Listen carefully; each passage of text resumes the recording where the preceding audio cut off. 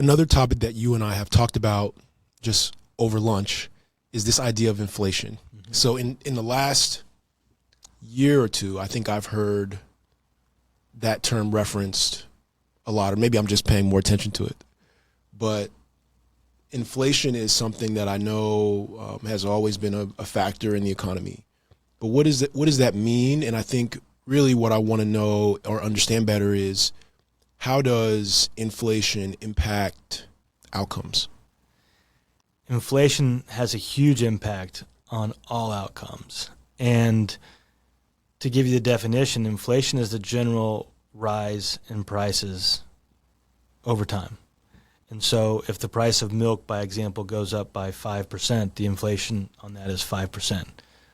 To give you context and kind of maybe a good way to view it, our Federal Reserve has a dual mandate of stable prices, which they defined as, or they have stated that is a 2% year-over-year inflation rate. We're a little bit above that right now, but we'll get to that in just a second. And then the second side of their mandate is full employment. If they can have full employment and stable prices, that's ideal. Now, those two don't always work well together. If employment's really low, then you tend to get high inflation. If employment's really, really high, you tend to get lower inflation. So they're trying to strike that balance between the two. But it's very challenging to do that. Really high inflation is terrible. Really high inflation arguably caused a decline in the Roman Empire. Really high inflation caused really bad things in Europe to happen. And really high inflation can take away the credibility of an economy because we can just print money and the government can spend lots of money, and that's going to create a lot of inflation, and that's what loses confidence in the economy. So when inflation is high, it is a concern. You also don't want zero inflation, or what we call negative inflation, called deflation. And that's because once deflation sets in, it's really hard to reverse. A good example of deflation is Japan.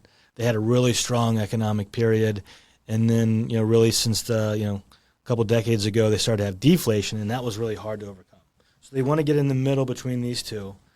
But ideally, you want stable and low inflation such that you don't even really recognize it. It's just happening. It's to the point where, hey, I'm going to buy a car whenever I need to buy a car. I'm not buying a car because it's going to be 10% higher next year. Mm-hmm. I'm buying a car because I need a car, or whatever it is that you need. And we're very fortunate in the United States that we have a very robust economy.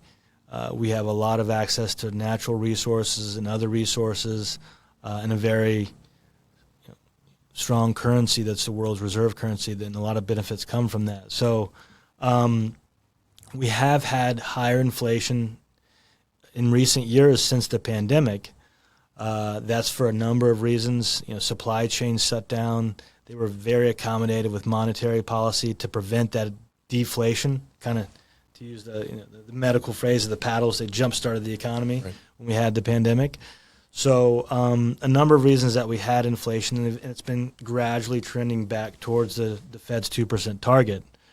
But inflation is critical because it is one of the factors that really leads to the Federal Reserve's interest rate decision-making, and that drives so much. It drives employment, it drives borrowing, it drives savings, it drives stock prices, it drives, you may not feel it, but it drives almost everything to some degree. Send them on their way, but stay praying they reach safe. Smashing it with each tape while the radio is oversaturated cliches. The status quo's manufacturing sleep aids, so I doze like heroes after napping.